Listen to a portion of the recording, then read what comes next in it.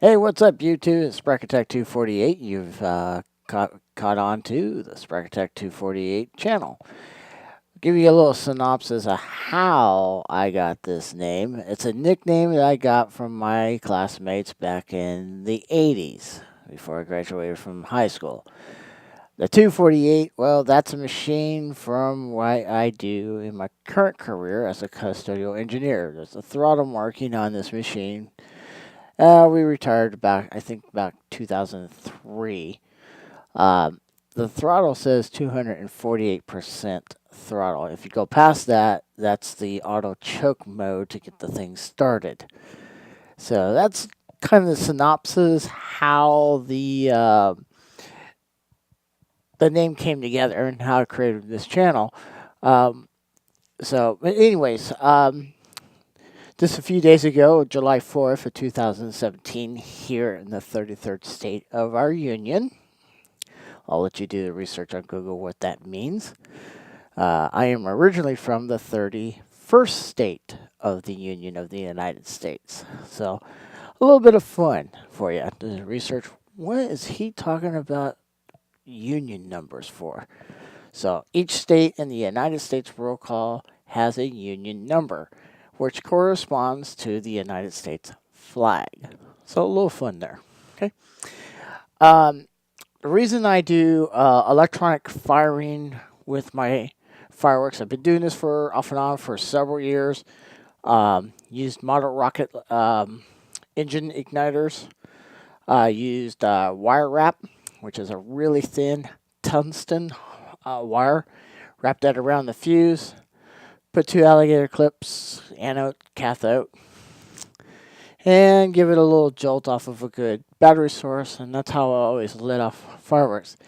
The reason for that is to enjoy watching the firework instead of having one go off in my face. And I have had that happen. I've actually had a fuse that's supposed to be about a 4 second delay, ended up being less than a second. Fortunately, it's on a fountain. It was a Red Devil firework from Red Devil Fireworks back in the 80s. I don't know if they exist anymore. Piccolo Pete, and it sent your eyebrow back then. That was back in, I'm going to have to say about 84-ish or so. So ever since then, I've been doing electronic ignition on fireworks, and it's actually a lot funner to do it that way because you strand a bunch of long wires and sit there with a nail board and fire off your fireworks. I've got a little bit more advanced. I have a controller. It's called a Hellfire control. I built myself because they're really simple diagrams. And that's what I use currently. Now, it's not a professional built board. I built this again myself. So I have a huge history of background in electronics. So that's why I can build these crazy contraptions. The Hellfire has about 115 cues primary, and then it has one cue for starting the show, which is called the salute cue, and then it has a finale cue. So a grand total of 117 cues. It can run off of a 12-volt battery, 24 volts worth of power, or 36 volts. Depending on the igniter. So there's some igniters that need 36 volts to fire, about 6.5 amps. There are some that can run on an amp, and you can run those between 24 and 12 volts. And if you're really desperate, yes, you can use a 9-volt battery to fire these type of igniters. The type of igniters I use currently are called Talons. And so if you type in Talon firework igniters in Google, they'll show up. Don't have permission to release the exact source I use. I might get a hold of those cats and see if I can do that.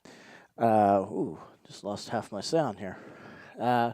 So that's one thing we can do is do that and get the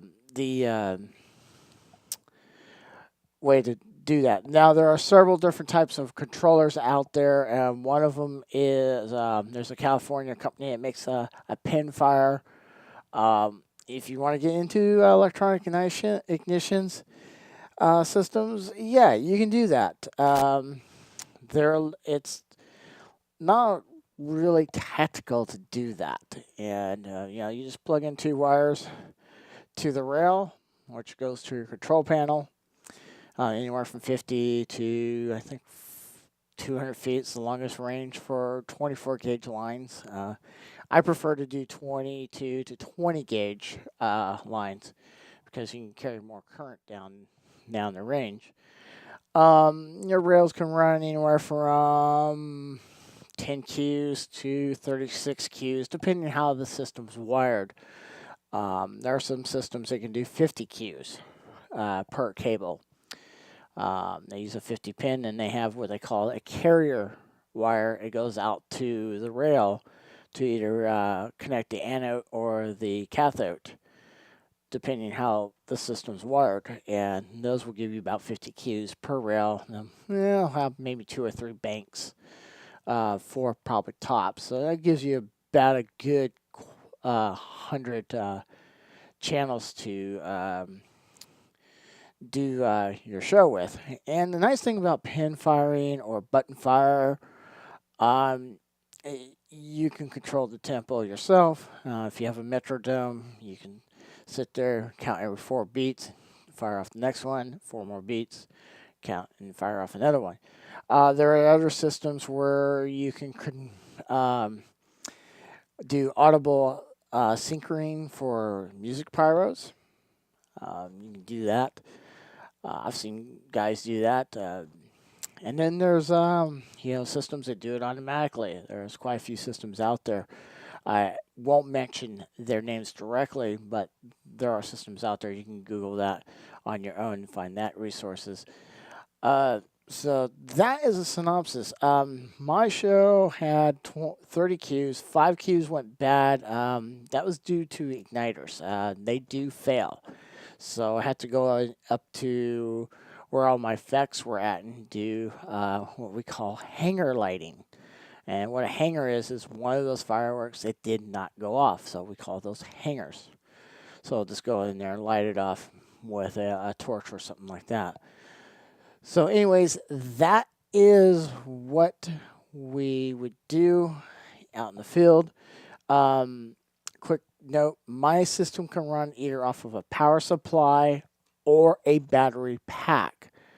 I have an air controller that has 4 batteries in it. It has 3 12 volts in series, and then it has a 6 volt that has a digital controller on there, and that keeps the board alive.